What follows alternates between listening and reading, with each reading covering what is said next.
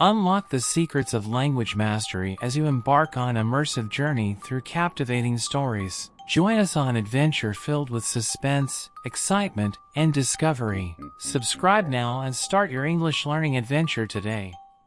The werewolf howled at the moon, its cry echoing through the night. It was a large creature, with shaggy fur and sharp claws. Its eyes glowed red in the moonlight. The werewolf had been terrorizing the village for weeks. It had killed several people, and the villagers were living in fear. They had tried to hunt the werewolf down, but it had always been too clever for them. One night, a young man named Peter decided to go after the werewolf himself. He had lost his father to the creature, and he was determined to avenge his death.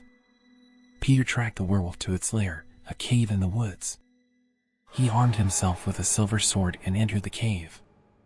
The cave was dark and damp. Peter could hear the werewolf's growls coming from the darkness. He crept forward, his sword drawn. Suddenly, the werewolf sprang out of the shadows. It was even bigger and more terrifying than Peter had imagined. The werewolf lunged at Peter, its claws slashing at the air.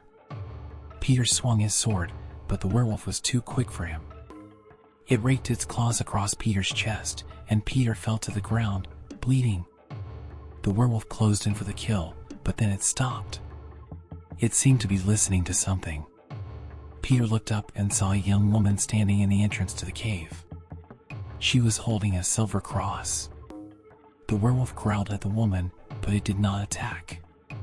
It seemed to be afraid of her.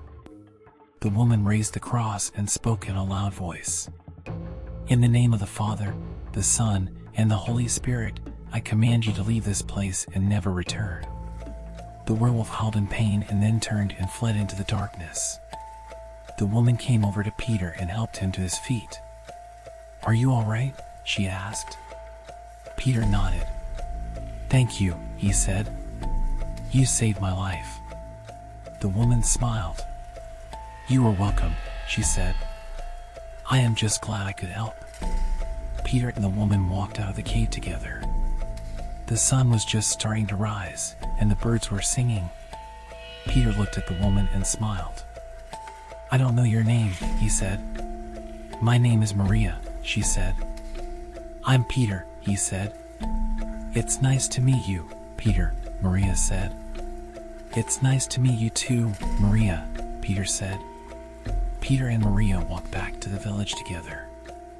They talked about the werewolf and about how Maria had saved Peter's life. By the time they reached the village, the sun was up and the villagers were starting to wake up. Peter and Maria went to Peter's house, and Peter's mother was overjoyed to see him. She had been worried sick about him.